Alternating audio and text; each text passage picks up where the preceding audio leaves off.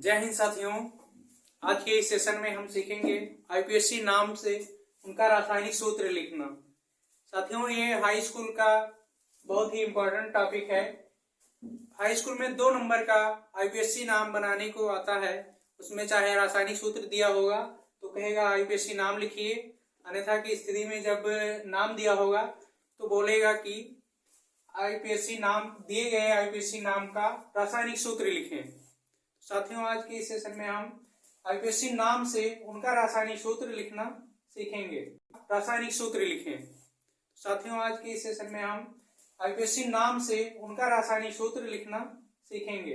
इस क्रम में हमारा पहला कंपाउंड है मेथिल एथेनोएट। नाम पढ़ चुके होंगे तो जो ओएट का सफिक्स लगा हुआ है ये एस्टर का पहचान है, और मेथिल जो है हमारा एक एल्किल मूलक है।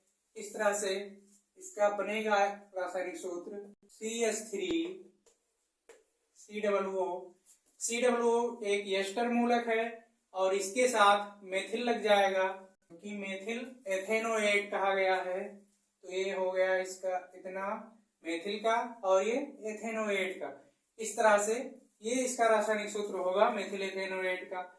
जो दूसरा कंपाउंड है 2-मेथिल प्रोपेन 1-आल, अर्थात 2 नंबर पे हमारा मेथिल ग्रुप लगा हुआ है और एक पे तो इसका बनेगा प्रोपेन का मतलब होता है 3 कार्बन की श्रृंखला 1। इस तरह से आप कार्बन को पहले लिख लिया करिए।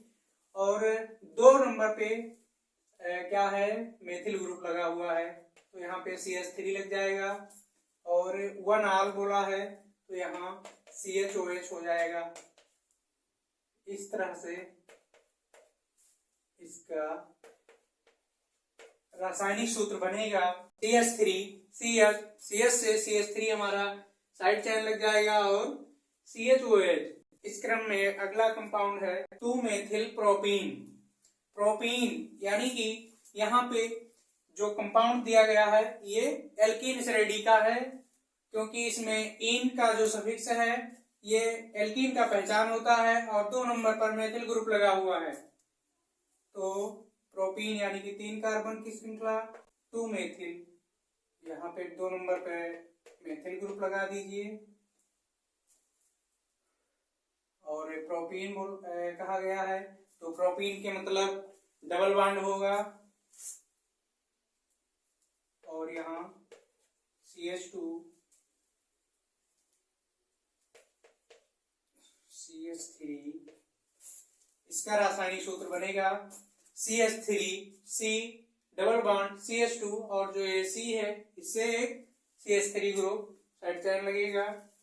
अगला कंपाउंड है इस क्रम में 2-मेथिल ब्यूटेनोइक अम्ल, यानी कि 2 नंबर पर मेथिल ग्रुप और ब्यूटेनोइक अम्ल किसका पहचान होता है कार्बोक्सिलिक ग्रुप का।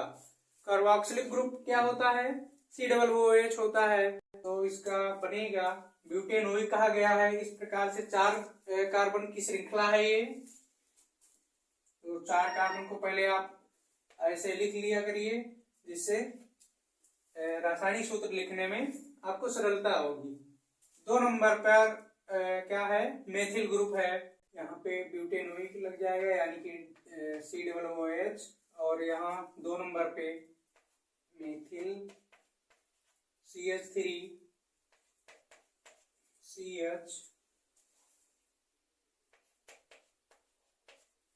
CH2 और CH3। और अगला कंपाउंड है हमारा 2-एमिनो 5,5-डाईमेथिल हेक्सेन, यानी कि ये 6 कार्बनों वाली श्रृंखला है। और एमिनो यानी कि एमीन फैमिली का ये यौगिक है, तो सबसे पहले आप 6 कार्बन की श्रृंखला बना लीजिए, एमीन ग्रुप लग जाएगा। एमीन में क्या होता है, एमीन में NH2 लगता है। NH2 एमीन श्रेणी का फंक्शनल ग्रुप है, वहाँ NH2 हो जाएगा। CH3 CH और 5 कहा गया है तो 3 और 5 पे डाई मेथिल लग जाएगा, यानी कि 2 मेथिल ग्रुप से जुड़ा होगा एक कार्बन CH3 और एक CH3 इधर CH2। अगला कंपाउंड है 3-क्लोरोप्रोपीन। 3 नंबर पे क्लोरो ग्रुप यानी कि क्लोरीन लगा हुआ है, 3-क्लोरोप्रोपीन कहा गया। तो इसका किसी नाम बनेगा 1 2 3 डबल बॉन्ड।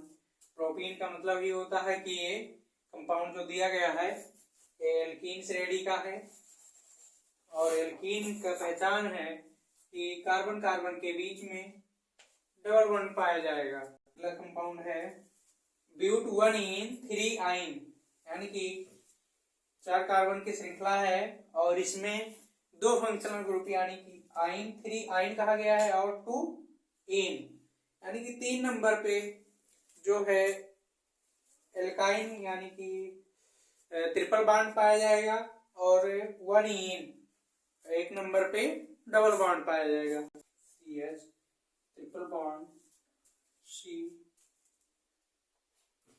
और 1ene यहाँ पे डबल बॉन्ड होगा।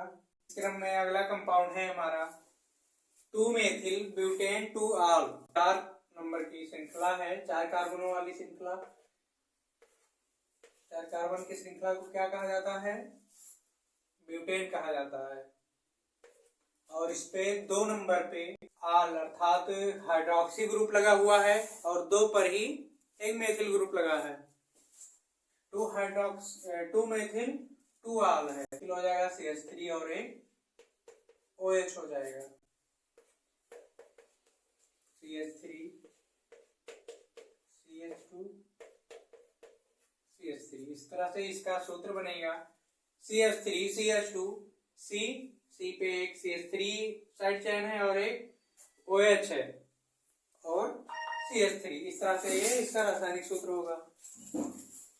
अगला कंपाउंड है हमारा मेथॉक्सी एथेन। तो मेथॉक्सी ऑक्सी किसमें लगता है? मेथॉक्सी अर्थात ऑक्सी कंपाउंड लगता है ईथर में। ईथर होते हैं ROR-, ये कंपाउंड होते हैं ईथर। तो इसका रासायनिक सूत्र बनेगा CH3O C2H5, अथवा इसे 2 प्रकार से आप लिख सकते हैं CH3O CH2 CH3। और अगला कंपाउंड है हमारा 3-हाइड्रोक्सी ब्यूटेनॉल, जो ब्यूटेनॉल कहा गया है, एल्डिहाइड ग्रुप का कंपाउंड है और 3-हाइड्रोक्सी है, 3 पे OH ग्रुप लगा हुआ है। इस तरह से 3-हाइड्रोक्सी ब्यूटेनॉल का सूत्र बनेगा CH3 CHOS CH2 और CHO। साथियों, ये सेशन यहीं पे समाप्त होता है।